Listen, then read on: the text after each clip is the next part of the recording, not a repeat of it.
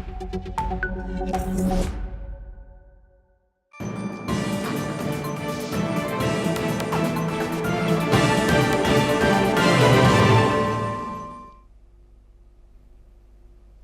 and welcome. I'm Kriti Mehta and you're watching America 360 on NewsX World. Let's take a look at the top headlines this hour. The United States is preparing to intercept more ships off the coast of Venezuela after an oil tanker was seized by the US just yesterday, further escalating the ongoing tension between both the countries. The Trump administration is ending temporary legal status for the citizens of Ethiopia in the United States, saying it no longer meets the conditions for the designation for temporary protected status. The admiral in charge of U.S. military forces in Latin America, Alvin Halsey, will reportedly retire 2 years early amid the Venezuela tensions. Reports suggest that Halsey has been pushed out by Defense Secretary Pete Hegseth. After a U.S. judge ordered immediate release of Kilmer Abrego, who was wrongfully deported, Abrego has now vowed to stand firm against what he calls injustices the government has imposed. The U.S. government announced it will deport 15 Kenyans convicted of various crimes as part of President Donald Trump's immigration crackdown and a new DHS database called Worst of the Worst, while Secretary Kristi Noem emphasized that the platform fulfills Trump's detective. Residents in the Pacific Northwest of the US and Western Canada are bracing for potentially life-threatening floods as several days of heavy rain have swollen a number of rivers and tributaries. Evacuation orders are in place for thousands of people in the region. In a major step to boost ties with China, India is all set to issue Chinese business visas within a month. In response, China has lauded the move as a positive action from India to facilitate people-to-people exchange. Reddit is challenging Australia's under-16 social media ban in the High Court, arguing the age restrictions unlawfully suppress political communication and raise privacy concerns.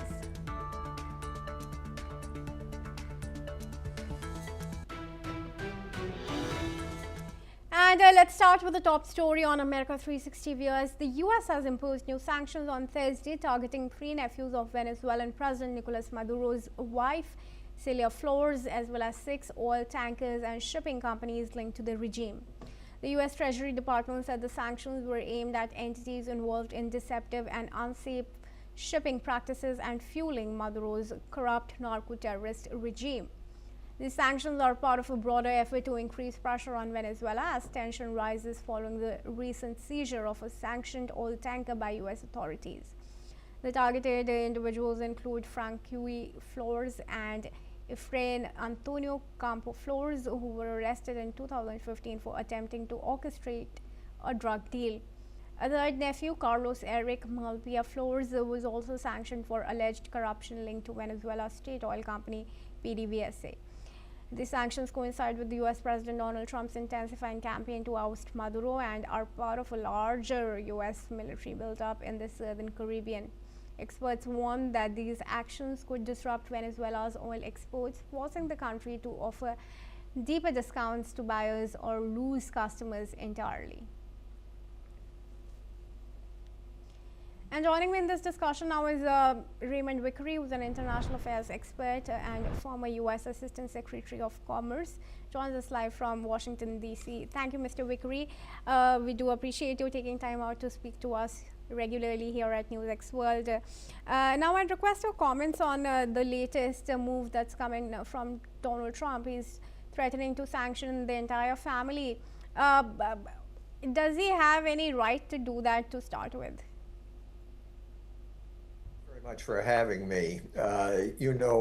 President Trump, unfortunately, does not believe in waging peace the way in which you wage war, that is, with a strategy, partners, and principles in terms of international rule of law.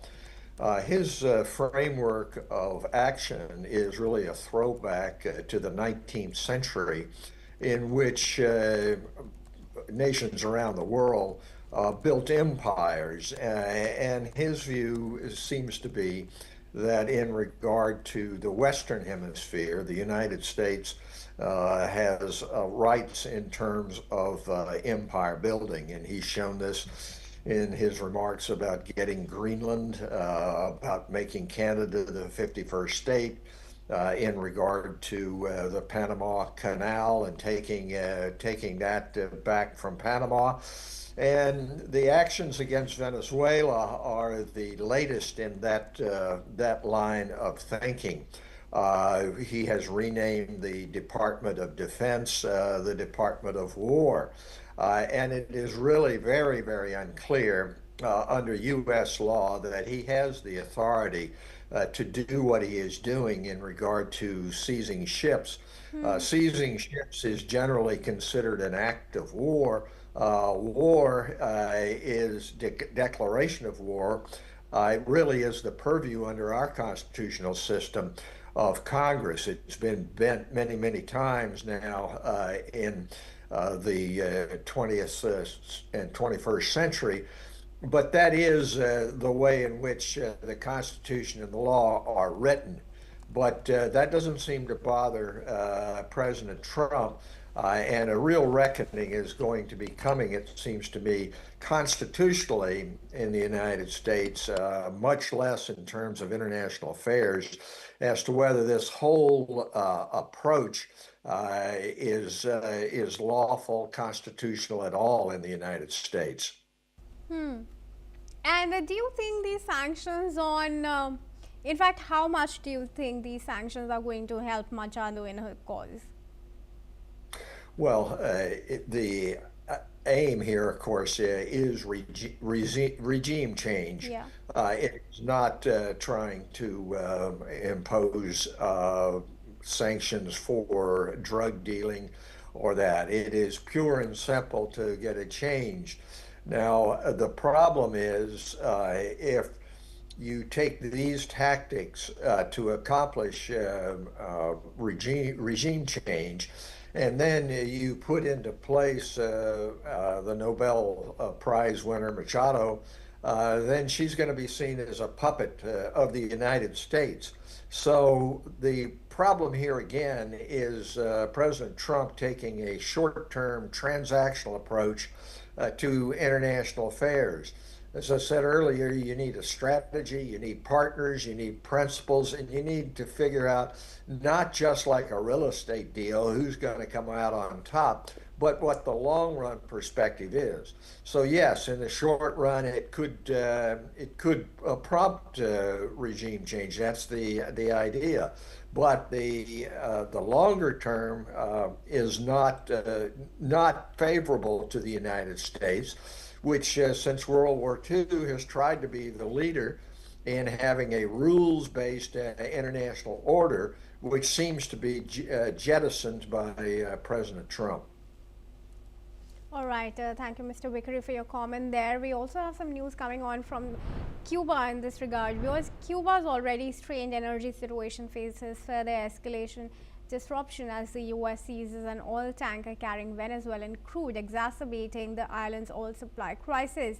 The communist-run country has long depended on Venezuela for about 25% of its oil, but U.S. sanctions and seizures are cutting this vital supply. With reduced oil shipments from Mexico and no large Russian deliveries, Cuba is facing a dire energy shortage. The seizure of the tanker Skipper, which transferred Venezuelan oil to Cuba, could be a precursor to more U.S. actions, further destabilizing Cuba's energy infrastructure and worsening daily power outages. And I now request Mr. Vickery to join us back into the discussion here. Mr. Vickery, do talk to us about the risk that Cuba now faces, as its supply of oil is essentially at stake with the U.S. seizure of these oil tankers. Well, thanks again for allowing me to comment. It seems to me that the domino effect, if you will, on Cuba is illustrative of why you need some sort of strategy and longer term thinking than just the transaction about Maduro. If you cut off oil to Cuba, then you have a situation in which you really get into hostilities with Cuba. And if you get into hostilities with Cuba, then there's the question of what happens with Russia, which has been their chief prop. It's not that there shouldn't be a change in terms of how Cuba is governed, or Venezuela is governed, or even Russia is governed, but it is not a viable approach for the President of the United States to say, we're going to go in and we're going to use military force, and we're going to look at this as a transaction, and we're going to come out on top, and I, President Trump, will be considered a greater man like Alexander the Great, Peter the Great, because I control people and territory. But what are the long-term consequences? The United Nations was set up to solve or help ameliorate this problem after World War II. And if we don't watch out, we get into a situation which caused great hostilities throughout the early 20th century, the first half of the 20th century. You throw in nuclear weapons and you've got a really existential kind of situation. But that kind of long-term thinking or strategic thinking is foreign to President Trump, and he's only looking at what happens today. But the result in regard to Cuba, of course, illustrates the knock-on effect of what's happening with Venezuela. And how likely and how soon are such more oil tanker seizures possible, Mr. Vickery? Well, President Trump's administration has announced that they are seizing more ships as we speak. The one ship which was seized is to go to a U.S. port, and there seems to be no end in sight in terms of how much President Trump is willing to ratchet this up.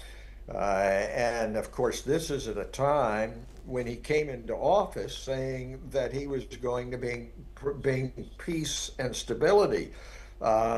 And we still have the war which rages in Ukraine. We have a very shaky ceasefire only in Gaza. He should return to what he was elected on, which is being a president of peace, rather than following the pathway of war and self-aggrandizement. All right, do stay on with me, Mr. Vickery. I thank you for your comment there. But there's also news coming in now in regard to Corina Machado. Maria Corina Machado, the Venezuelan opposition leader who has recently won the Nobel Prize for Peace, has stated that she is looking forward to achieving a peaceful transition of government in Venezuela. According to her, the current Venezuelan president, Nicolas Maduro, would leave power soon, though she is not sure of whether or not that would be a negotiated changeover. Machado made an appearance in Norway's Oslo yesterday after defying a decade-long travel ban which was imposed on her by Venezuelan authorities. She remains in hiding for more than a year now. Now, Venezuela's government has not responded to Machado's remarks yet, but her comments come as US pushes for a large-scale military buildup in the southern Caribbean and as US President Donald Trump campaigns for Maduro's ouster. Just last Wednesday, President Trump announced that the US seized a sanctioned oil tanker off the Venezuelan coast, prompting a flurry of comments from leaders of both the nations. And I now request John Rossomando to join me in the discussion. John, thank you for joining me here at NewsX World. Appreciate you joining us back for this conversation. John, what can you tell us about Machado's plans? What kind of opposition is she likely to face? Because, of course, she enjoys the support of Donald Trump, as is evident from her own statements. But there are also accusations of her of instigating military action and instability thus in the region. Well, I'll put it this way: in terms of Machado, even if she returns to power, there's no saying that the cartels and the Chavista regime loyalists are combined say that she's just going to come in and everything's going to be peaceful. The missing piece is what is she going to do to restore order? Will the Venezuelan military accept the transition of power, considering how they've been quote unquote coup-proofed and bought off due to extreme corruption? And a very strong remarks coming in from her just a few minutes back. She says, negotiated or not, Maduro must go. How is she going to ensure for Maduro to accept that he indeed lost the 2024 election? Maduro's not going to leave. There's no evidence he's going to leave willingly. I mean, it kind of reminds me of like Saddam and the fall of 2002, when Bush was saying that Saddam had to go. And, I don't think that his ego is going to let him. I mean, it's, too entwined in, the corruption in Venezuela. And even if he does go, will the supporters of his, even though they're like 20% of the population, accept it? I mean, it only took like a small percentage of the Iraqi population to start a war. And then you also have, like I said, the Colombian guerrillas that occupy large portions of western Venezuela. All right, John, that's all the time that I have in this discussion, but I thank you for taking time out for us. And viewers, moving on, let's talk about the flood situation in Washington. Tens of thousands of residents there have been ordered to evacuate as rising floodwaters inundate farmland and communities. The state has declared a state of emergency, with Governor Bob Ferguson warning that the flooding could be potentially historic. At least 78,000 people in the state's agricultural region were told to flee floodplains, with over 12,000 homes reported without power. Heavy rainfall in the Pacific Northwest caused by an atmospheric river, a band of extremely moist air, has led to overflowing rivers, closed highways, and stranded residents. More than 30 major highways are currently closed. Authorities are urging people to follow evacuation orders and avoid floodwaters, which can hide strong currents and debris. Local officials are also warning of possible mudslides and damaged riverbanks. Let's in fact listen into the Washington State Governor Bob Ferguson. On highways, the number of highways, significant highways that have closed since last night has doubled. We're now at 30 or 31 highways across our region that have closed, including here in Skagit County, SR 20 and SR 530, those due to flooding. So it's a major impact, obviously, to our state in many, many ways. I just highlight that as one example of the evolving situation we're facing, where literally overnight we doubled the number of highways, major highways, that have closed. And I now request Mr. Vickery to join us back into the discussion here. Mr. Vickery, do tell us about the situation there in Washington. How are the evacuation operations going on, and when is this situation expected to improve?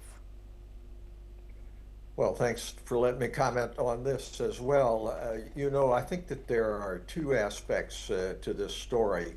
It is absolutely clear that devastation is taking place on an unprecedented scale in the Northwest, which is the home to Microsoft and high-tech activity, and very vital to the economy of the United States. At the same time this is going on, there was to be a meeting yesterday concerning the so-called streamlining of the Federal Emergency Management Agency, which is put together to provide a national response to such catastrophes.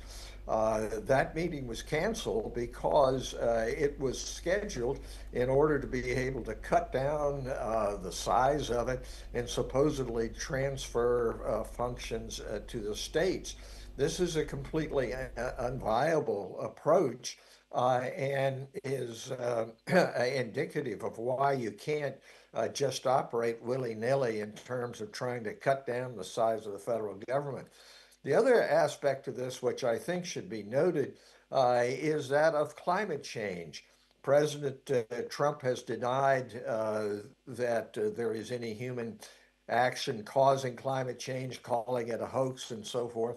And yet we have these unprecedented historic floods, which are taking place now in Washington state, but are taking place all over the world, including in India and Spain and so forth. It is not the case that we as a species, as human beings, can simply continue to ignore what is before us in terms of floods, fires, which, if not caused by, at least are very much exacerbated by climate change. So the answer to your question is that this is a very, very serious situation because we have weakened our institutional abilities to deal with this kind of climate-related catastrophe. All right, thank you for sharing that with us, Mr. Vikri, but I'd request you to stay on for one final discussion. Viewers, Democratic lawmakers demanded the resignation of U.S. Homeland Security Secretary Kristi Noem. They accused her of overseeing a mass deportation drive that has swept up veterans, family members, pregnant women, children, and even U.S. citizens. The hearing was repeatedly disrupted by protesters as Democrats charged that Noem had diverted key resources to carry out what they called an extreme immigration agenda. They also alleged racial profiling and unlawful detentions during widespread ICE raids across major cities. Some lawmakers warned Noem she could face impeachment if she does not step down and urged a formal investigation into her actions. Republicans, meanwhile, defended Noem, praising the administration's efforts to tighten the U.S.-Mexico border and speed up deportations. Noem rejected claims that citizens had been deported, saying people were only held temporarily while their identities were confirmed. She insisted the crackdown targets criminal migrants and said the Biden administration had allowed millions to enter the country illegally. And I'd request Mr. Vikri to join us back in the discussion here. Mr. Vikri, thank you very much for continuing to stay with us. Now, we're learning that she's defending Trump's hardline immigration policies as the hearing is underway, but what is more that is in your knowledge happening during these intense hearings? Well, this result, which we have seen from the President Trump campaign promise of simply to eject 10 to 20 million people in the United States, many of whom have been here for decades, are solid producers, work hard, pay taxes, go to church, raise families. These people are being swept up, as well as what President Trump had referred to as the worst of the worst. Secretary Noem, of course, is exactly within the parameters of the President Trump approach, and that is a sort of take no prisoners, don't look at what are long-term solutions, but one size fits all, and we can simply round up human beings and treat them as criminals, violent criminals. That's the way they're being treated, even if they have U.S. citizenship, even if they've served in the U.S. military in the past. Unfortunately, for President Trump, this is his go-to political card. When all else fails in terms of bringing peace around the world and fighting inflation, he goes to immigration and whips up the xenophobic approach. And you have to remember with Secretary Noem, this is the person who wrote with pleasure about how she killed her own dog simply because the dog wasn't obeying her. And this is the approach. It's entirely unfounded. Absolutely. Well, Mr. Vikri, we do appreciate you talking to us and taking time out for us. And viewers, moving on, let's tell you that Belarusian President Alexander Lukashenko has held talks with U.S. envoy John Coale today. The meeting was focused on negotiations surrounding the release of political prisoners held in Belarus. According to Belarus state news agency, the Belarusian president has praised Trump for his recent actions in the Ukraine peace settlement plan. Moreover, US President Donald Trump had earlier urged Lukashenko to free up to 1,400 people, which he labeled as hostages trapped under Belarusian government. Meanwhile, US envoy John Coale had also visited Belarus back in September, when he managed to persuade Lukashenko to release 52 people, out of which 42 were recognized as political prisoners by a human rights group. One was, however, returned to jail after his deportation was cancelled. In return, Trump had removed sanctions against the Belarusian state airline.